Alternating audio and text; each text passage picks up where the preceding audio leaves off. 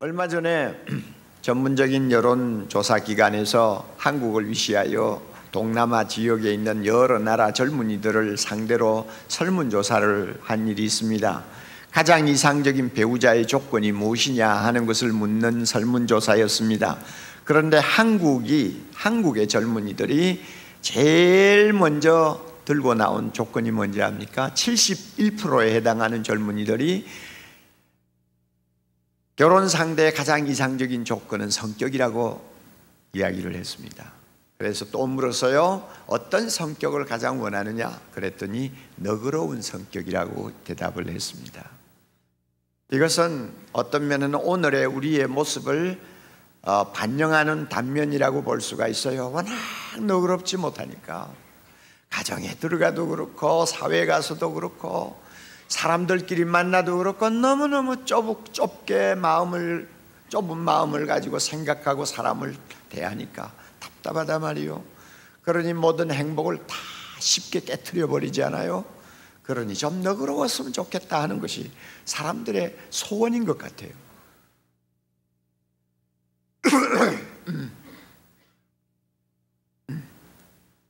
본문에서 말씀하는 이 관용이라는 의미는 우리가 생각하는 정도로 그렇게 얕은 의미가 아닙니다. 그 당시에 초대교회 사람들은 핍박을 많이 받았습니다. 예수 믿는다는 이유 때문에 당할 수 있는 모든 손해를 다 보는 거죠. 이게 핍박 아니에요? 법적으로 보호를 전혀 받지 못하는 거예요. 예수 믿는 통에 사회로부터 왕따 당하면서 재산을 몰수당하기도 하고 자녀들이 친구들 사이에 어울리지 못하기도 하고 어떤 때는 살고 있던 삶의 터전을 송두리째 빼앗기고 정처 없이 참 유랑생활을 해야 되는 이런 일들이 비일비재했고 심하면은 끌려가서 지도새도 모르게 죽음을 당하는 일들이 많이 있었잖아요. 이런 일을 당할 때 자기를 핍박하고 괴롭히는 사람을 향해서 분노하거나 적의를 품지 말고 오직 하나님만 바라보고 그들을 용서하고 품어주고 그래서 인내하며 기다리는 태도, 이것을 관용이라고 해석했습니다. 그러니까 요사이 우리가 살면서 내 마음에 좀 안 맞는 사람 품어주지 못하는 그런 사치스러운 관용이 아니고 나를 정말로 괴롭히는 사람, 나에게 엄청난 피해를 입히는 사람을 품어주는 넓은 마음을 일컬어서 관용이라고 이렇게 했어요. 하나님께서 우리를 향해서 이와 같은 관용을 모든 사람에게 나타내 보이라고 명령하고 계십니다. 그러니까 우리가 얼마나 이런 말씀 앞에서 주눅이 드는지 모릅니다. 조금만 마음이 틀어져도 품지 못하는 우리가 핍박을 당하는 사람들처럼 원수도 품어주고 나를 미워하는 사람도 위하여 기도해주고 나에게 피해를 주는 사람을 위해 축복을 해줄 만큼 넓은 가슴을 우리가 가지고 사람을 대할 수 있느냐 할 때 잘 안 된다 그 말이에요. 그러니까 우리가 이런 말씀 앞에서 부담을 느낄 수밖에 없는 것입니다.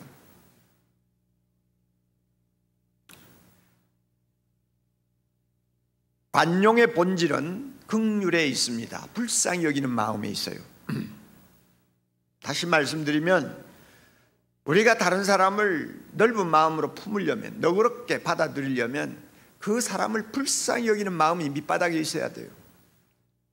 그 사람의 처지로 내가 내려가서 그 사람의 입장을 이해하는 마음가짐이 있을 때 관용할 수가 있어요. 이게 긍휼이라는 것입니다. 여러분, 예수님을 한번 보세요. 예수님의 관용의 극치는 십자가를 지실 때, 그가 십자가에서 못 박히실 때 나타나셨습니다. 주님이 십자가에 못을 박히고 너무너무 끔찍한 고통과 실험할 때 주님이 뭐라고 말씀하셨어요? 저들이 하는 짓을 저들이 알지 못합니다, 이 말했죠. 죽여라, 살리라, 십자가에 못 박아라, 고래고래 고함 지르던 폭도들 모르니까 저 짓을 한다는 거예요. 예수님이 하나님의 아들이신 줄을 모르니까 저러는 거예요. 예수님이 이 세상을 구원하기 위해서 오셨다는 것을 모르니까 저런 짓을 하는 거예요. 그러니까 저들이 하는 짓을 저희들이 모릅니다, 하나님. 이 말은 뭐예요? 불쌍히 여긴다는 말입니다. 예수님이 그들을 불쌍히 여기는 마음이 있어요. 그러니까 관용이 따라오지 않아요. 그 다음에 주님이 뭐라고 기도했습니까? 아버지여 저들의 죄를 사하여 주옵소서. 이 관용이란 말이에요. 품는 거란 말이에요. 용서하는 거예요. 불쌍히 여기는 마음, 이것이 밑바닥에 있을 때 우리는 사람들을 향해서 마음을 크게 열 수가 있습니다. 우리가 잘 아는 헨리 나우엔이 긍휼에 대해서 이런 말을 했습니다. 긍휼이 뭐냐? 긍휼은 함께 살아가는 생활 방식이다 그랬어요. 혼자 살려면 긍휼이 필요 없어요. 그러나 함께 살아가려면, 어우러져 사는 삶을 살려면 서로가 불쌍히 여기는 마음이 없으면 안 된다는 거예요. 그래서 그가 한마디도 했습니다. 온 세계를 품을 수 있는 치유의 공간으로서 우리 마음을 넓게 확장하는 것이 긍휼이다 그랬어요. 모든 사람을 품고 그들의 심신을 고쳐주는 공간, 이 공간이 바로 긍휼로 넓어진 마음이라는 것입니다. 이것이 있을 때 누구든지 관용할 수가 있습니다. 솔직히 저나 여러분이나 우리의 마음은 굉장히 이해타산에 예민합니다. 우리에게 좌절을 안겨주고 고통을 안겨주는 사람 쉽게 우리 마음에 품지 못합니다. 뭐 똑같아요. 아무리 신앙생활 오래 해도, 아무리 목사가 되어가지고 수십 년 동안 하나님의 말씀을 거룩하게 가르쳐도 솔직히 인간적으로 이야기한다면 내 마음에 나를 욕하고 나를 나에게 고통을 주고 나를 좌절시키는 사람을 가슴에 품을 수 있는 여유는 조금도 없어요. 그러나 하나님의 은혜로 형제를 불쌍히 여길 수 있는 마음이 내 속에서 일어난다면 그때는 관용할 수가 있습니다. 이런 의미에서 우리 주님은 긍휼히 여기는 것은 큰 복이라고 말씀하신 일이 있죠. 긍휼히 여기는 자는 다 같이 복이 있나니 저희가 긍휼히 여김을 받을 것이며, 다시 한번 긍휼히 여기는 자는 복이 있나니 저희가 긍휼히 여김을 받을 것이며, 남을 불쌍히 여기는 사람은 진짜 복이 많은 사람이다 하는 이야기입니다. 그래서 야고보 2장 13절에는 이렇게 말씀합니다. 긍휼을 행하지 아니하는 자에게는 긍휼 없는 심판이 따르리라. 내가 남을 불쌍히 여기지 아니하면 하나님도 나를 불쌍히 여기지 아니하고 있는 그대로 법대로 심판하신다는 말입니다. 긍휼히 여길 수 있는 마음을 가진다는 것, 이것은 너무나 중요합니다. 이런 관용은 바로 우리를 향하신 하나님의 마음입니다. 여러분, 하나님과 우리 사이에 어울릴 수 있는 조건이 있나요? 오죽하면 우리를 하나님의 원수라고 그랬겠어요? 거룩하신 하나님, 전능하신 하나님에게 우리가 어울릴 것이 어디 있나요? 하나님의 마음에 꼭 맞아가지고 하나님이 편안하게 우리를 품어줄 만한 어떤 무슨 근거가 우리에게 있느냐 그 말이에요. 없지 않아요. 그럼에도 불구하고 하나님은 우리를 불쌍히 여겼습니다. 그래서 인자와 긍휼로 관을 씌워주셨어요. 머리에 하나님의 긍휼로 관을 만들어 씌워주시고, 우리의 허물을 허물대로 갚지 아니하시고 법대로 우리를 다루지 아니하시고, 아비가 자식을 불쌍히 여김같이 우리를 불쌍히 여기셔서 우리를 받으셨어요. 이게 하나님이 우리에게 보여주신 관용이에요. 이런 관용을 보여주셨기 때문에 하나님도 우리 보고 형제에게 관용하라고 하는 것입니다. 형제를 너그럽게 품으라고 합니다. 모든 사람에게 너희 관용을 보여주라. 숨은 자리에서 남을 포용하지 말고, 가정에서만 포용하지 말고, 세상 사람들이 우리를 보고 야, 그 마음 넓다, 정말 대단하다, 하나님의 마음이구나 하고 감탄할 정도로 모든 사람을 품을 수 있도록 표를 내라 그 말이에요. 보여주라 그 말이에요. 그래서 하나님 앞에 영광을 돌릴 수 있도록 하라고 말씀합니다. 사랑하는 형제자매 여러분, 여러분은 얼마나 사람들에게 관용하고 있습니까? 뜻이 잘 맞지 않는 자들을 얼마나 품고 있습니까? 여러분을 힘들게 하는 자들에게 얼마나 마음을 넓히고 있습니까? 심지어 해를 끼치는 자들을 여러분이 얼마나 불쌍히 여기면서 여러분 그들을 품어줍니까? 그렇게만 했더라면 지난 한 해의 삶이 훨씬 밝고 훨씬 더 건강하고 또한 긍정적이고 또 적극적인 삶이 되었을 것입니다. 그러나 아무것도 아닌 문제를 놓고 어떤 사람을 품어주지 못하고 서로가 갈등하고 고통하다가 우리의 나날이, 우리의 많은 날이 얼마나 어두움 속에서 침침하게 무겁게 시간을 보내고 있었는가, 우리 스스로 한번 돌이켜볼 필요가 있습니다. 모든 사람에게 그리스도인의 관용을 보이라고 그랬으니까 우선 쉬운 것부터 이야기합시다. 먼저 교회 안에 있는 믿음의 형제들에게 우리는 관용을 보여야 합니다. 교회 환경은 정말 잘못하면 서로 상처 주고 상처받을 수 있는 여지가 많이 있습니다. 그럼에도 불구하고 많은 사람들이 상처를 교회 안에서 입고도 많은 세월을 서로 풀지 못하고 한 교회에서 신앙생활을 하게 됩니다. 우리 교회는 이런 현상이 그렇게 눈에 띄게 보이지 않습니다. 교회가 커서 그런지, 교회가 건강하고 좋아서 그런지는 잘 모르지만 서로가 반목하고 용납하지 못하고 헐뜯고 하는 이런 참 아픈 그런 사례들을 그렇게 많이 보지 못합니다. 그러나 작은 교회 가서 보세요. 너무너무 고통스러운 사례들이 많습니다. 어떻게 그렇게 용납하지 못하는지, 어떻게 그렇게 품지 못하는지, 서로만 보면은 갈등하고 돌아서면 비판하고, 이런 일들이 교회 안에 비일비재하거든요. 그럼에도 불구하고 날마다 하나님 앞에 무릎 꿇고 기도할 때는 뭐라고 기도합니까? 아버지여, 불쌍히 여겨 주옵소서, 나의 죄를 용서해 주옵소서, 이럽니다. 하나님 앞에는 날마다 불쌍히 여겨달라고 하고 나를 품어달라고 기도하면서 실제로 눈에 보이는 교회 안에서 형제들은 품지 못하고 용서하지 못하고 불쌍히 여기지 못한다, 그 말이 얼마나 모순이에요. 날마다 성경 보면 사랑하라고 하는 말을 귀가 아프게 듣고 설교 들을 때마다 서로 용서하고 품어주라고 하는 말을 많이 들으면서도 실제는 안 하는 거예요. 이런 면에서 위선자를 가장 많이 양산하는 곳이 있다면 교회가 아닌가 하는 생각을 가끔 합니다. 이게 교회가 안고 있는 약점이에요. 약점이에요. 여러분, 우리는 인정해야 합니다. 우리 모두 인간이에요. 우리가 중생받고 예수 그리스도를 닮아가는 그리스도의 제자의 삶을 살려고 노력합니다마는 역시 우리에게는 인간적인 약함이 있고 부패한 인간의 잘못된 악한 부분이 있습니다. 그러다가 보니까 그것으로 인해서 우리는 서로 상처 주고 상처받고 서로가 갈등하고 잘못하면 등을 돌릴 수 있는 여지가 얼마든지 있어요. 그러나 우리가 이런 약점을 가지고 있다는 것을 서로 불쌍히 여길 줄 알아야 합니다. 형제에게 완전을 기대하지 마세요.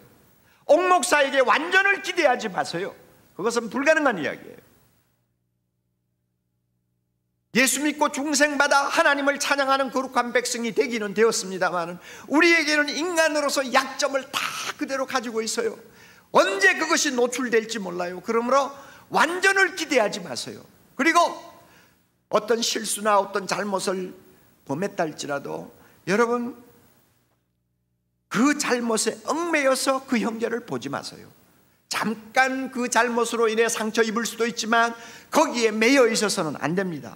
빨리 우리는 그 잘못에서 벗어나야 합니다.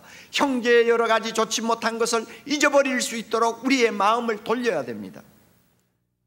사랑과 용서의 능력을 가지고 위험한 감정, 해로운 감정에서 우리는 벗어나야 합니다. 거기에 얽매여서는 안 됩니다. 우리가 은혜를 구하면서 노력만 하면은 하나님께서 긍휼히 여기는 축복, 긍휼히 여길 수 있는 능력을 우리에게 주십니다. 그래서 우리가 잘만 하면 사랑이 증오를 극복하는 은혜를 우리가 함께 나눌 수 있습니다. 교회는 그런 데가 돼야 돼요. 믿음으로 서로의 의심을 극복할 수 있는 곳이 교회라야 됩니다. 소망을 가지고 절망을 이길 수 있는 능력을 체험해야 그게 교회입니다. 사랑하는 형제자매 여러분, 교회는 교회다워야 합니다. 한국 교회는 지금 교회가 교회로서 교회답지 못한 면을 너무 많이 보여주어 가지고 사회로부터 어떤 면에서는 관심 밖의 대상이 되어버렸어요. 예수 믿는 사람 한 번 틀어지면 절대 용서하지 않아요. 예수 믿는 사람 한 번 상처 주고 나면은 두고두고 그것을 기억하면서 아마 지옥을 갈지 천국을 갈지 모르지만 끝까지 기억할 거예요. 아마 어떤 교회 가보면은 뭐 사적으로 만나 이야기하면 가만히 들어보면 10년 전의 이야기예요. 세상에 그런 데가 어디 있어요? 교회는 교회다워야 돼요. 교회는 교회다워야 돼요. 교회가 어떤 곳입니까? 형제의 약함을 끌어안아 주는 것이 교회 아니에요. 서로의 실수까지도 함께 짊어지는 것이 교회 아니에요. 품어주는 데가 교회 아니에요.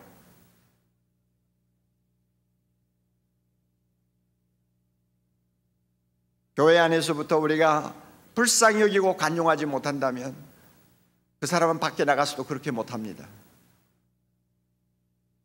쉽게 말하면 그 사람은 주님의 마음을 아직도 담지 못하는 사람입니다. 노력해야 돼요. 노력해야 돼요. 교회 안에 여러분 담을 쌓고 있는 사람이 있어요? 오늘 예배 마치고 나가서 금년이 가기 전에 여러분이 서로를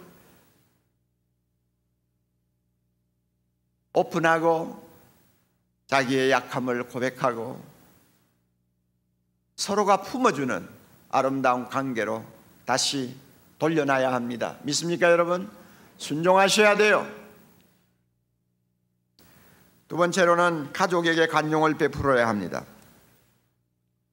참 여러분, 가족이 얼마나 소중합니까?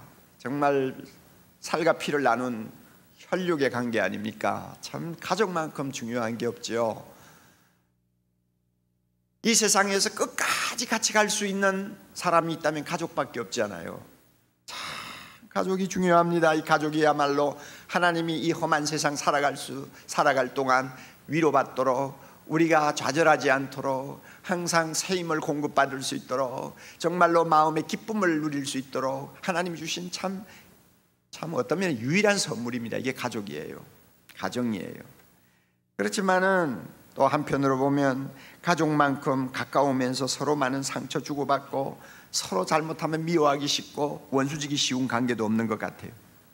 가정에서 살인자를 용서하고 받아주어야 하는 그런 어려운 일은 거의 발생하지 않습니다마는 남편과 아내 사이에서, 부모와 자녀 사이에서, 또 형제 자매들 사이에서 서로가 용서하고 받아주지 아니하면 안 되는 경우를 하루도 겪지 않고 넘어가는 일이 거의 없습니다. 어떤 면에는 하루 12번도 더 용서하고 불쌍히 여기고 받아주어야 하는 그런 상황들을 우리가 경험하고 한 지붕 밑에서 살고 있지 않습니까?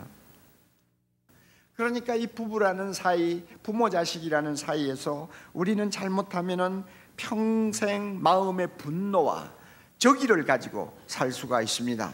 그런데 마음의 이 분노와 미움을 우리가 갖고 살면 손해는 내가 보는 거예요. 어떤 사람이 이런 말을 해서 누구를 미워한다? 그렇다면 미워하기 시작하면 그 미움이라는 감옥 속에 누구를 가두는 것이 되는 것입니다. 그러면 사람을 감옥에 가두면 밖에서 누가 지켜야 됩니까? 내가 지키는 거예요. 미워하는 사람이 밖에서 지켜야 돼요. 그러면 여러분, 우리가 형무소를 많이 가보지 않았습니다만은 형무소에는 갇혀있는 죄수도 힘들지만은 지키는 간수도 힘들어요. 누구를 미워합니까? 미움의 감옥 속에 내 남편을 집어넣을 수도 있어요. 내 자식을 집어넣을 수도 있어요. 그렇다면 나는 밖에서 지켜야 되는 거예요. 똑같이 고생하는 거고 똑같이 고통당하는 것입니다.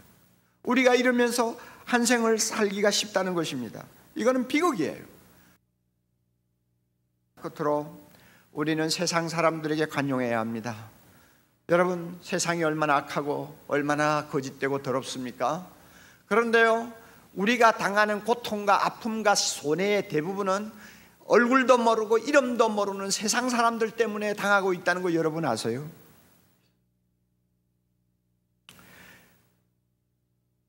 알지도 못하는 사람으로 인해서 우리는 너무나 많은 고통을 간접적으로 받습니다. 직접적으로 받습니다. 정치 잘못하는 사람들 때문에 우리가 얼마나 고통을 많이 겪어왔습니까? 경영 잘못하는 기업인 때문에 우리의 삶의 터전이 무너져서 가족들이 얼마나 그동안 어려운 하루하루의 삶을 이어왔습니까? 그렇잖아요. 환경 파괴를 제 맘대로 하면서 자기 뱃속만 챙기는 몰입애 같은 인간들 때문에 오늘날 우리가 얼마나 많은 피해를 입고 있느냐 그 말이에요.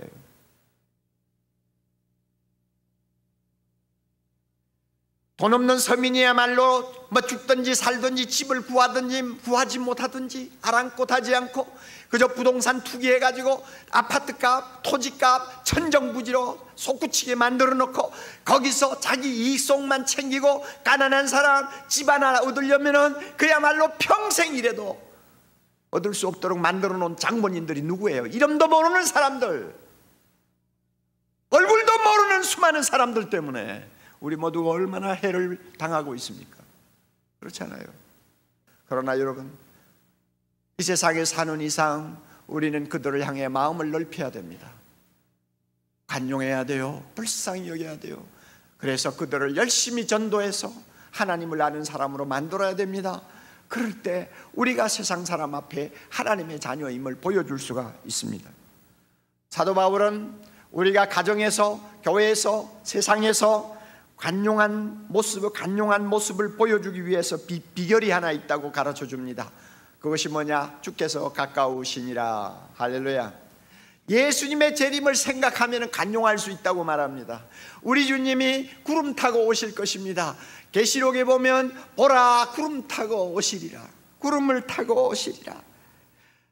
그 예수님이 임하시면, 그 예수님이 오시는 날이 되면 이 세상에서 서로가 우리가 상처 주고 상처받고 손해 주고 손해 받던 모든 인간관계가 다 떠납니다. 그리고 예수 안에서 우리가 한 형제 되어 영원토록 주님과 함께 살게 될 것입니다. 그 나라의 영광이 너무나 화려하고 그 나라의 영광이 너무나 크기 때문에 세상에서 받았던 고통과 그 모든 상처는 우리가 다 잊어버리게 됩니다. 그날만 바라보면 어떤 사람도 용납할 수 있다는 것입니다. 주님이 오시는 그날만 생각하면 아무리 나에게 해를 끼친 사람이라도 우리는 품어줄 수 있다는 것입니다. 주님이 재림하시는 그날 생각하면 다 참을 수 있어요. 다 받을 수 있어요. 다 우리는 품을 수 있어요. 여러분 믿습니까?